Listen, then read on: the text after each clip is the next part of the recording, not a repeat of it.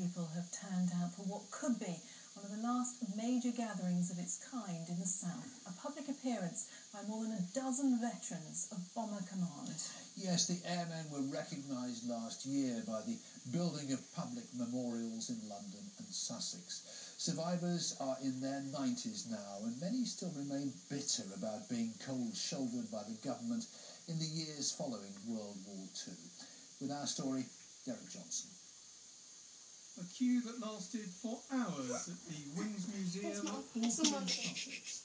History coming to life in the form of 14 former pilots and aircrew from Bomber Command, signing posters and telling stories from the sharp end of war. 55,000 Bomber Command aircrew were killed during the carpet bombing of German cities, which the post-war government found so distasteful. Amid public criticism, crews were denied a separate campaign medal.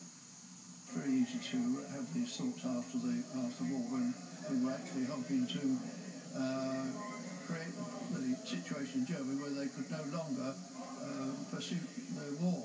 And it was completely forgotten by Churchill for political reasons, and he really let us down. Belatedly, the achievements of this group of flyers have been acknowledged. Last year, memorials were unveiled in London and at Beachy Head that are site of home for many crews. A special clasp has also been granted to veterans. I'm glad that somebody has begun to recognise what the force did. The war wouldn't have been won without their command. And although a lot of people have mixed feelings about area bombing and things like that, the fact remains that without Bomber Command there would have been no second front and no invasion. This event takes place in a museum where collections range from personal mementos to crashed and restored aircraft. It's all volunteers, and it originated from a family interest, myself and my brother. And what you're looking at are things that have often been rescued from decay and destruction, and they're here to remember all those that endured World War II, and especially to teach the new generation exactly what went on in those sort of dark years. And there are families here whose loved ones served alongside these men.